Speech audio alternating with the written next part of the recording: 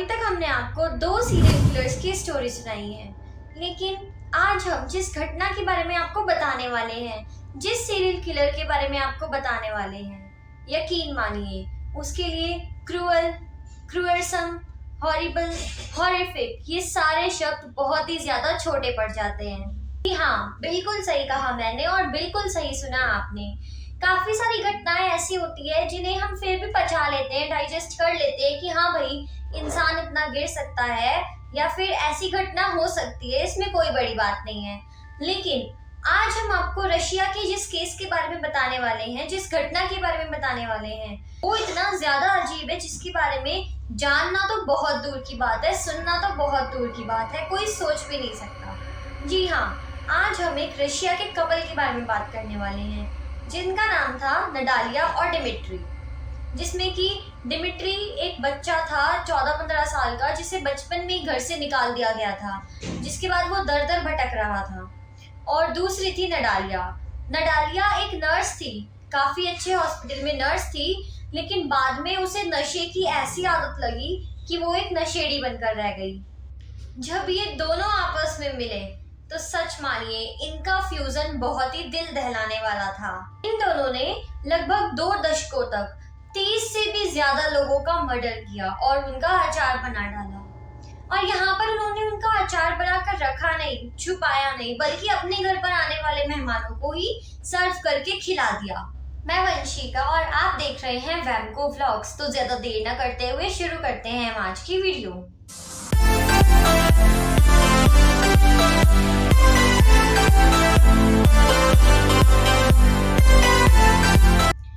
तो अगर देखा जाए तो डिमिट्री नाम के इस लड़के के साथ जिंदगी ने कुछ अच्छा नहीं किया। डिमिट्री का जन्म स्वीडन रशिया में हुआ था और वहां पर वो शुरू के कुछ महीनों अपनी माँ के साथ रहा। उसके बाद उसकी माँ ने सिंगल मदर होने के कारण उसे एक अनाथ आश्रम में छोड़ दिया। कुछ महीनों तक अनाथ आश्रम में रहने के बाद वोल्दिमीर और एलाइसा नाम के एक कपल ने इसे गोद ले लिया। यहाँ तक तो उसकी लाइफ बिल्कुल ठीक चल रही थी, बिल्कुल एक अच्छी लाइफ चल रही थी जो कि सबको चाहिए होती है। लेकिन कुछ सालों बाद जब वो 15 साल का हुआ तब उसकी इन माँ का भी निधन हो गया। उसके बाद जो उनके पिता थे वोल्दिमीर, उन्होंने अपनी पत्नी का सारा फ्रस्ट्रेशन, उनके जाने का सारा गुस्सा, सब कुछ डिमिट्री के ऊपर निकालना शुरू कर दिया। वो उसे मारते पीटते थे, काफी दिनों तक खाना नहीं देते थे, कमरे में बंद करके रखते थे। और हद तो जब हो गई जब उन्होंने अपने ही बेटे डिमिट्री को लात मार के घर से बाहर निकाल दिया। अब वो बेघर हो चुका था। शुरू के कुछ दिन तो वो आसपास ही पड़ोसियों के घर के बाहर सोने लगा, उनसे मदद मांगने लगा, लेकिन धीरे धीरे पड़ोसियों ने भी उसकी मदद करने के लिए मना कर दिया। आखिर कोई क्यों ही चाहेगा कि किसी और का बच्चा उनके घर के बाहर इस तरह रहे। तो अब ये बच्चा पूरी तरीके से बेघर था, इसका कोई सहारा नहीं था और पूरी तरह से अनाथ था। अब आप सोचिए कि ऐसा सब कुछ होने के बाद क्या गुजर रही होगी उसके ऊपर। स्कूल उसका छूट चुका है, पढ़ाई उसकी हुई नहीं है और उसके पास कोई जॉब भी नहीं है जिससे वो अपना काम चला सके। तो अब उसके साथ आगे क्या होगा, इसका अंदाजा तो आप लगा ही सकती हैं। जी हाँ, बिल्कुल सही सोचा आपने। उसके बाद उसने चोरी चकारी करना शुरू कर दिया। सबसे पहले उसने एक दुकान में चोरी की, जहां से भागने के लिए, वहां से जल्दी निकलने के लिए उसने पास ही खड़ी एक बाइक को चुरा लिया। लेकिन यहाँ पर पहले उसने चोरी की थी, उसे कुछ पता भी नहीं था और ये सारी हरकत ऐसी थी कि लोगों ने उसे हैंड टू हैंड पकड़ लिया। पुलिस को बुलाया गया और पुलिस ने उसे उस शहर से बाहर निकलने से पहले ही दबोच लिया और 2 सालों तक उसे जेल में रहना पड़ा। 1 से 1.5 सालों में पुलिस ने बताया कि उस लड़के से मिलने के लिए इस पूरे टाइम पीरियड में एक भी व्यक्ति नहीं आया, कोई भी व्यक्ति उससे मिलने नहीं आया, उसके लिए कोई फोन कॉल नहीं आया। और ये जेल में भी एक कोने में शांत बैठा रहता था, किसी से ज्यादा बातचीत नहीं करता था और काफी अलग रहता था। और अब जैसे ही वो 1-1.5 साल के बाद जेल से छूटा तो बाहर आने के बाद उसने वहां पर ही एक फैक्ट्री में मजदूरी का काम स्टार्ट कर दिया। और जितने भी लोग थे वहां पर, उनका भी यही कहना था कि वो वहां पर एकदम शांति से अपना काम करता था और ना किसी से ज्यादा बातचीत करता था, ना उसने कोई अपने दोस्त बनाए थे। अब यहाँ पर काम करने के बदले उसे सैलरी भी मिलने लगी थी, जिसकी हेल्प से उसने एक कमरा किराए पर लिया और वहां पर रहने लग गया। अब यहाँ उसकी हालत धीरे धीरे सुधर रही थी, धीरे धीरे वो ठीक हो रहा था। अब काफी अच्छे से उसका काम चल रहा था। और अब हम यहाँ पर आ जाते हैं नडालिया की तरफ। जी हाँ, नडालिया एक हॉस्पिटल में नर्स थी। वहाँ पर काफी सारे पेशेंट आया करते थे और एक दिन वहाँ पर इसी टाइप से एक सेना का अधिकारी आता है। वहाँ पर नडालिया और उसकी थोड़ी बातचीत होती है। धीरे धीरे उनके नंबर एक्सचेंज होते हैं, वो बातचीत करने लगते हैं, बाहर मिलने लगते हैं और वो एक रिलेशनशिप में आ जाते हैं, जिसके बाद वो दोनों शादी कर लेते हैं। शादी के कुछ सालों बाद नडालिया एक बेटी को जन्म देती है। उसके कुछ महीनों के बाद नडालिया के हस्बैंड का, यानी कि वो अधिकारी का निधन हो जाता है। उसके मौत के बाद तो नडालिया को बिल्कुल होश ही नहीं रहता कि अब वो क्या कर रहे। उसके लिए तो अपनी लाइफ बिल्कुल बर्बाद हो चुकी है, क्योंकि उसका पति मर चुका है। अब वो क्या करेगी? तो बस अगर कोई इंसान ऐसे हार जाता है तो फिर वो क्या करता है, धीरे धीरे वो डिप्रेशन में जाने लग गई और अब वो हर किसी के ऊपर गुस्सा निकालने लग गई और ज्यादातर शराब पीने लग गई और अब वो पूरे पूरे दिन शराब पिया करती थी। तो अब ऐसे व्यक्ति को नर्स के रूप में तो कोई काम पर नहीं रखता है, इसलिए वहां से भी उसको लात मार के निकाल दिया गया। अब अपने पति की मौत के बाद और अपना काम छूट जाने के बाद वो बहुत ही ज्यादा डिप्रेशन में चली गई। तो अब इस डिप्रेशन से निकलने के लिए उसने नशे का सहारा लिया। अब वो पूरी तरह से नशेड़ी बन चुकी थी, लेकिन अब तो हालात यहाँ तक पहुंच गए थे कि उसके लिए शराब की बोतलें भी कुछ काम नहीं आती थी, उसे कुछ भी नशा नहीं होता था। तो धीरे धीरे उसने ड्रग्स लेना शुरू कर दिया। उसके घर की हालत बिल्कुल कबाड़ खाने जैसी हो गई थी। पूरा पूरा दिन उसका घर खराब रहता था, फैला रहता था। ड्रग्स भी लेने लग गई और पूरे पूरे दिन बार में शराब के ठेकों पर बैठे रहने लग गई। अब हम वापस आ जाते हैं डिमिट्री की साइड। उसके जान पहचान वाले लोगों ने बताया है कि काफी रेयरली होता था कि डिमिट्री शराब पीता था। जी हाँ, वो कभी ड्रिंक नहीं करता था, लेकिन उसे ड्रिंक करने वाले लोगों के पास, यानी कि नशेड़ियों के पास बैठना बहुत अच्छा लगता था। और यहाँ पर उसकी मदद करता था उसका ही एक फ्रेंड जो एक बार में काम करता था। तो वो वहां पर काम करता था, तो अपने साथ वो डिमिट्री को भी ले जाने लग गया और डिमिट्री रात रात भर शराबियों के पास बैठा रहता, उन्हें देखता रहता, उनसे बातें करते रहता। और यहाँ पर ही डिमिट्री की मुलाकात होती है नडालिया से, जो कि दिन रात हमेशा बार में ही बैठी रहती थी। यहाँ पर जब दोनों की बातचीत होती है, दोनों को पता चलता है कि दोनों ही अपनी जिंदगी में बहुत हारे हुए हैं। इनके काफी करीबी लोग इन्हें छोड़कर चले गए हैं, किसी की डेथ हो गई है और डिमिट्री को घर से निकाल दिया गया है। तो जैसे चोर चोर मौसेरे भाई, उसी तरह ये दोनों दुखी दुखी भी मिलके एक टीम में आ जाते हैं। तो अब धीरे धीरे वो मिलने लग जाते हैं। इस तरह एक दिन नडालिया डिमिट्री से कहती है कि देखो, अब हम एक ही घर में शिफ्ट हो जाते हैं, तुम उठाओ अपना सामान, बोरिया बिस्तर और आ जाओ मेरे घर में, हम एक साथ रहेंगे। यहाँ डिमिट्री की हालत तो आपको पता ही है। वो इतना ज्यादा रिच नहीं था कि वो उसे मना कर देता कि नहीं, मैं नहीं रहूंगा तुम्हारे घर पर। वो भी ये सुनते ही अगले दिन ही अपना सामान उठाकर आ जाता है उसके घर पर। उसके घर की हालत ऐसी होती है कि सब जगह सारा सामान फैला रहता है और कुछ ही दिनों में वो दोनों शादी कर लेते हैं। अब यहाँ पर जो नडालिया का बच्चा था वो भी धीरे धीरे बड़ा होने लगा था। नडालिया तो पूरे दिन बाहर ही रहती थी, शराब पीती थी, ड्रग्स लेती थी, इसलिए उसका ध्यान उस बच्चे की नानी रखा करती थी। अब जब भी नडालिया घर पर आती तो उसके बच्चे को भी ये समझ आने लग गया था कि जगह जगह पर कचरा पड़ा रहता है, पूरा घर फैला रहता है, शराब की बॉटल्स यहाँ वहाँ पड़ी रहती है। तो उसे भी समझ आने लग गया था कि ये सब कुछ ठीक नहीं है।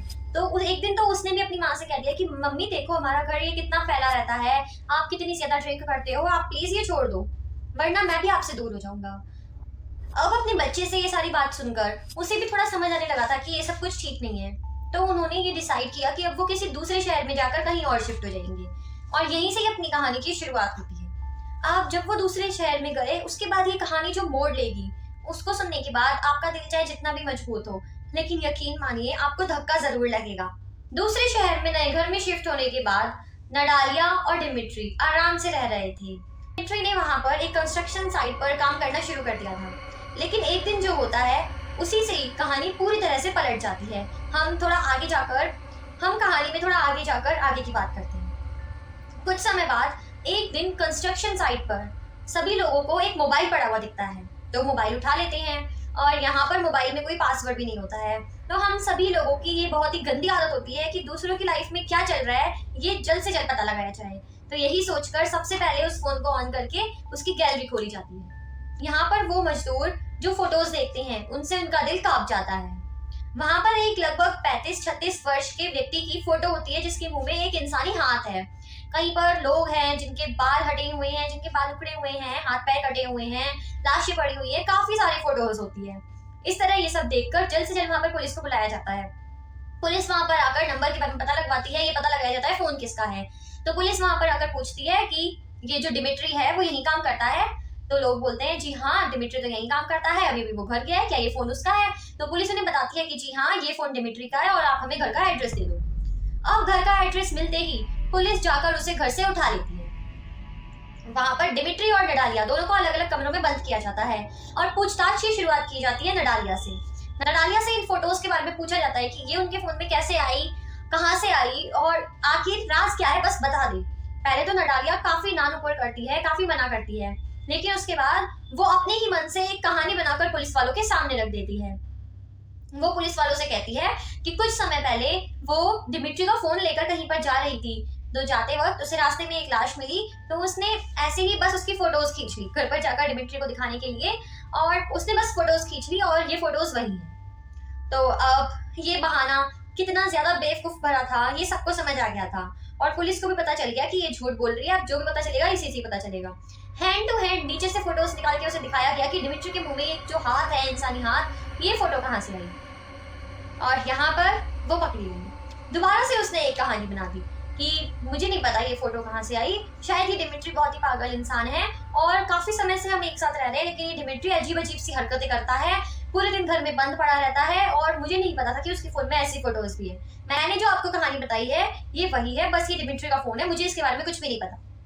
अब यहाँ नडालिया का ये बहाना सुनने के बाद पुलिस वालों ने तो अपना माथा पकड़ लिया कि ये क्या बहाने बना रही है। पुलिस वालों ने अपना माथा पकड़ लिया कि क्या बेवकूफ औरत है, क्या बहाने लगा रही है। और उसके बाद जल्दी से वारंट निकाला गया उनके घर की तलाशी के लिए और पुलिस अगले दिन ही 2 टीमों को लेकर वहां पर पहुंच गई। अब उनके घर में जाने के बाद पुलिस को दीवारें तो कहीं दिख ही नहीं रही थी। दीवारों पे जगह जगह पर मांस लटका हुआ था, इंसानी खाल थी, खून लगा हुआ था। घर नहीं, घर एक कबाड़ खाना था, या फिर आप मान लीजिए वो घर एक कसाई के घर के जैसा था, एक कसाई की दुकान के जैसा था। जब पुलिस थोड़ा अंदर गई तो पुलिस वालों ने देखा कि काफी सारे लोगों की उंगलियां कटी हुई एक जार में रखी हुई है। चलो ठीक है, इतना भी देख लेते हैं। उसके बाद पुलिस वालों ने अंदर जाकर देखा कि काफी सारी विग्स इधर उधर पड़ी हुई है। तो सबसे पहले उन्होंने सोचा कि ये शायद ऐसे अलग अलग चेहरे बनाकर लोगों को मारते होंगे, उनका मर्डर करते होंगे, अलग अलग फैशन करके, अलग अलग रूप बनाकर। लेकिन जब विग्स को उठाकर देखा गया, उल्टा करके देखा गया, तो उनके अंदर खून लगा हुआ था, असली स्किन थी। जब पुलिस वालों को ये समझ आया कि ये विग्स नहीं है बल्कि असली इंसान के बाल है जो कि उनकी खाल के साथ उतार दिए गए हैं। अब इतना सब कुछ देखने के बाद पुलिस वालों की हालत क्या हो गई होगी वो तो आप भी जानते ही हैं। थोड़ा और अंदर जाते काफी सारे पुलिस वाले इसके बाद बाहर आ गए, लेकिन दोबारा से उन्हें समझा बुझाकर अंदर ले जाया गया। अंदर ले जाकर उन्होंने एक अलमारी खोली। उस अलमारी को खोलते ही उनके सामने जो नजारा था वो बहुत ही अजीब था। लगभग 30 से 40 जार रखे हुए थे, काफी सारे कांच के जार रखे हुए थे और उन जारों में अचार रखा हुआ था। तो अब ऐसे मसालेदार अचार को देखकर पुलिस वालों के भी मन में इसे टेस्ट करने की इच्छा आई। लेकिन अब सवाल ये था कि ये अचार आखिर है किस चीज के? आम के हैं, नींबू के हैं, हल्दी के हैं, गाजर के हैं, आखिर ये अचार किस चीज का है? जब जार को खोला गया और चेक किया गया तो वहां पर उन्हें इंसान की आंख दिखी, यानी कि वो अचार असली इंसानों के थे। इंसानों का मर्डर किया गया था, उसके बाद काट कर उनका अचार बनाया गया था। अब ये सब कुछ देखने के बाद फटाफट से 2-3 पिकअप वैन मंगाई गई और सारे अचार के जार्स को अलमारी के साथ ही उठाकर पिकअप्स में रखवा दिया गया, क्योंकि इतने सारे जार थे, उनके खोने का भी खतरा हो सकता है या फिर टूटने का, खुल जाने का, लोगों को पता लग जाने का काफी खतरा हो सकता है। तो वहां पर जितनी भी अलमारियां थी जिनमें जार रखे हुए थे उन्हें उठाया और पिकअप्स में डालकर ले जाया गया। बाद 1-2 बार दोबारा उनके घर पर छापा मारा किया, तलाशी ली गई। तब पुलिस वालों को एक ड्रॉअर में काफी सारे फोन मिले, कम से कम 17-18 फोन थे। वो फोन्स को ऑन किया गया, सारे फोन अच्छी कंडीशन में थे, चल रहे थे, चार्ज थे। तो पुलिस वालों ने जब उनको खोलकर देखा, गैलरी चेक की, तलाशी ली, तो उन्होंने काफी सारी फोटोज देखी जिनमें डिमिट्री और नडालिया अलग अलग पार्टीज में जा रहे थे, हैंग आउट कर रहे थे, शादियों में जा रहे थे, क्लब्स में जा रहे थे, काफी लोगों से मिल रहे थे, पार्टीज कर रहे थे, खाना खा रहे थे। लेकिन इन सब फोटोज की सच्चाई थोड़ा नीचे जाने पर फोन्स में दिखाई थी, क्योंकि ये खाना जो वो खा रहे थे उसमें जो अचार सर्व किया गया था वो इंसानों का ही अचार था। यानी कि पहले वो इंसानों को मारते थे, फिर उनका अचार बनाते थे और उसे ही क्लब्स में, बार्स में और अपने दोस्तों को खाना खिलाते वक्त यूज करते थे। जो फोटोज थी जब इनको देखा गया तो ये 1978 के आसपास की फोटोज थी। यानी कि जब नडालिया को और डिमिट्री को पकड़ा गया था और उनके फोन्स के बारे में चेकिंग की गई थी, उससे लगभग 17 से 18 साल पहले की ये फोटोज थी। यानी कि सीधी सी बात है कि इन लोगों ने 17-18 साल पहले ही ये काम शुरू कर दिया था और किसी को कुछ पता नहीं चला अब तक। यानी कि अब तक इन्होंने पता नहीं कितने लोगों को मारा है, कितने लोगों को जान से मार दिया, उनका अचार बनाकर ये लोग खा चुके हैं, बेच चुके हैं, किसी को कुछ भी नहीं पता था। और यहाँ पर वो दोनों अकेले तो ये सारा काम कर भी नहीं सकते थे। तो दोबारा से उनसे बार बार इस बात के बारे में पूछा गया, उनसे तलाशी ली गई, उनसे काफी बार मार पीट कर अलग अलग तरीके से सच उगलवाया गया, लेकिन उन्होंने किसी का नाम नहीं लिया। थोड़े समय के बाद पुलिस वालों को उनके घर से एक वीडियो सीडी मिली और एक किताब मिली, जिसे नडालिया ने खुद अपने हाथों से लिखा था। वो किताब थी कि कैसे इंसानों को मारकर, उनको काट कर उनका अचार बनाया जाता है, उन्हें खाने लायक बनाया जाता है। और वीडियो सीरीज में सारी वीडियोस थी इंसानों को मारकर बनाते हुए, पूरी रेसिपी थी। अब इतना सब कुछ मिलने के बाद वो दृश्य कितना भयावह हो सकता है, कितना अजीब हो सकता है, इसका अंदाजा तो आपने लगा ही लिया होगा। अब ये सब कुछ देखने के बाद, इतनी चीजें देखने के बाद, ये सब कुछ हाथ में आने के बाद पुलिस वालों के पास पुख्ता सबूत थे।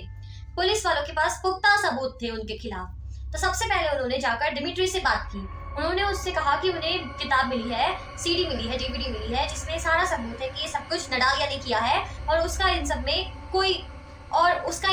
कोई दोष नहीं है, उसकी कुछ भी गलती नहीं है। ऑब्वियसली ये पुलिस का एक ट्रैप था जिसमें वो काफी हद तक फंस भी चुका था। तो उसे भी हो गया कि चलो ठीक है, मैं तो बच गया और मैं सेफ हूँ। तो पुलिस वालों ने उससे पूछा, तुम हमें ये बताओ कि नडालिया ने ये सब कुछ क्यों किया, कैसे किया, कब किया। लेकिन यहाँ डिमिट्री ने एक शब्द भी नहीं बोला, उसने पुलिस वालों को कुछ भी नहीं बताया। तो उसके बाद पुलिस वालों ने उसे खूब तोड़ा, यहाँ पर पुलिस वालों ने उसे खूब तोड़ा और काफी उसकी मार पिटाई करने के बाद उसने कहा कि चलो मैं सब सच बताता हूँ। हमने अब तक काफी सारे लोगों को मारा है। और यहाँ पर उसने 31 लोगों के नाम तो मुंह जबानी बता दिए। उसे याद थे 31 लोग और बाकी काफी लोगों के नाम को भूल चुका था। उसने बताया कि हम लोगों को फंसाते थे, फिर उनको घर पर लाकर मार देते थे। उसके बाद उनका अचार बनाकर उन लोगों को सप्लाई करते थे जिन्हें आदमखोरी की आदत लग चुकी थी। वो फोटोज में, पार्टीज में जो लोग हैं वो हमारे क्लाइंट्स हैं जिनको हम अचार बनाकर टेस्ट करवाकर बेचते थे। यहाँ पर पुलिस वालों ने आगे उनसे पूछा कि अच्छा बताओ कि तुमने आखिरी बार किसका मर्डर किया था। तो उसने एक लड़की का नाम बताया जो कि एक होटल में वेट्रेस थी। पहले तो उसकी लाइफ काफी अच्छी चल रही थी, सब कुछ काफी अच्छा चल रहा था। उसके बाद उसने सोशल मीडिया पर एक आईडी बनाई और उस पर अपने बारे में पोस्ट करने लगी, जहाँ पर वो नडालिया और डिमिट्री से मिली। और यहाँ पर धीरे धीरे उनके बीच में बातचीत बढ़ गई और एक दिन उन्होंने एक साथ ड्रिंक्स करने का और खाना खाने का प्लान बनाया। और यहाँ पर जब वो एक साथ कमरे में खाना खा रहे थे, ड्रिंक कर रहे थे, तो नडालिया कमरे से बाहर चली गई और उसने बाहर से कमरा लॉक कर दिया। ये उनका पहले से ही प्री प्लान था, जिसके हिसाब से उसे कमरे से बाहर जाना था और बाद में उसे वो लोग जान से मारते थे और उसका भी अचार बना लेते वीडियो रिकॉर्ड करते हुए। अब पुलिस वालों के पास काफी सारे सबूत थे नडालिया के खिलाफ और डिमिट्री के खिलाफ भी। लेकिन यहाँ पर प्रॉब्लम ये थी कि नडालिया बार बार अपने बयान बदल देती थी। वो कभी कुछ और कहती थी, कभी कुछ और कहती थी। उसे जब कोर्ट में सबके सामने पेश किया गया तो उसने कोर्ट में जज के सामने ये गुहार लगाई कि देखिए प्लीज, इसमें मेरी कोई गलती नहीं है, मैं तो पागल हूँ। मैंने ये सब कुछ किया जब मुझे बिल्कुल भी होश नहीं था और मैं पागल हूँ। और कुछ समय पहले मैंने एक हॉस्पिटल में अपनी जांच भी करवाई थी। जी हाँ, जब उसके पति की मौत हुई थी उसके बाद वो काफी ज्यादा डिप्रेशन में चली गई थी। उसे लगने लगा था कि वो पागल हो चुकी है, तो उसने एक मेंटल असाइलम में जाकर अपनी जांच करवाई थी और सारी रिपोर्ट्स भी आई थी उसकी। लेकिन उसमें वो बिल्कुल भी पागल नहीं थी, उसकी मेंटल हालत बिल्कुल ठीक थी, उसकी मेडिकल कंडीशन भी बिल्कुल ठीक थी। तो अब यहाँ पर वो बेवकूफ ये बात भूल गई कि जो उसने रिपोर्ट्स निकलवाई थी उसमें तो वो बिल्कुल ठीक थी, उसकी कंडीशन भी बिल्कुल ठीक थी और रिपोर्ट्स में कुछ भी नहीं आया था। और यहाँ पर जब दोबारा से उन रिपोर्ट्स को चेक किया गया तो उसमें यही था कि ये बिल्कुल ठीक थी और अब ये बहाने लगा रही है। यहाँ जैसे ही उसने अपने पागल होने का हवाला दिया तो पुलिस वालों ने भी अपना सर पकड़ लिया कि ये क्या बात कर रही है नडालिया। मतलब 30 से 35 लोगों को ये मारकर खा चुकी है, अचार बना चुकी है, इसमें इतना दिमाग है कि वीडियो रिकॉर्ड कर ली, किताब लिख दी और उसके बाद अब ये कह रही है कि मैं तो पागल हूँ, मैंने कुछ भी नहीं किया, मेरी कोई गलती नहीं है, मुझे नहीं होगी सजा। और जब उसी हॉस्पिटल में जाकर उसकी रिपोर्ट्स निकाली गई, रिपोर्ट्स तो नेगेटिव आई, ये रिपोर्ट्स में तो कुछ भी नहीं आया था, उसकी मेडिकल कंडीशन बिल्कुल ठीक थी। तो अब यहाँ पर दोबारा से वो फंस गई। यहाँ पर बाद में उसने दोबारा अपना बयान बदल लिया। उसने कहा कि देखो भाई, मैंने तो किसी को भी नहीं मारा, ये डिमिट्री की और पुलिस वालों की साजिश है, ये लोग मिलकर मुझे फंसाना चाहते हैं। और इस तरह काफी सारी बेवकूफी वाली हरकतों के बाद आखिरकार पुलिस उन्हें सजा दिलवाने में बिल्कुल कामयाब हुई। यहाँ पर समय समय पर उनके दिमाग के काफी सारे टेस्ट किए जाते हैं कि आखिर उन्होंने ये सब क्यों किया, उनकी मेंटेलिटी क्या थी, वो चाहते क्या थे, लेकिन कभी उन्होंने ये नहीं बताया। और पता नहीं क्यों कभी भी डिमिट्री का टीबी का, ट्यूबरक्लोसिस का टेस्ट नहीं किया गया था और यहाँ पर थोड़े समय बाद उसकी टीबी के चलते जेल में ही मौत हो गई। और नडालिया आज भी अपनी सजा जेल में काट रही है और वो शायद अब कभी बाहर नहीं आएगी। तो इस तरह 30 से भी ज्यादा लोगों का खून करके, उन्हें मारकर उनका अचार बनाकर बेचने के बाद आखिरकार पुलिस वालों ने इन्हें सजा दिलवाई दी। अगर आपको ये केस पसंद आया और वीडियो देखकर मजा आया तो अभी वीडियो को लाइक कर दो और हाँ, कमेंट्स में जरूर बताना कि आपको अगली वीडियो किस टॉपिक पर चाहिए। हम वही टॉपिक बनाने की पूरी कोशिश करेंगे। तो मिलते हैं नेक्स्ट वीडियो में। Till then bye, thanks for watching.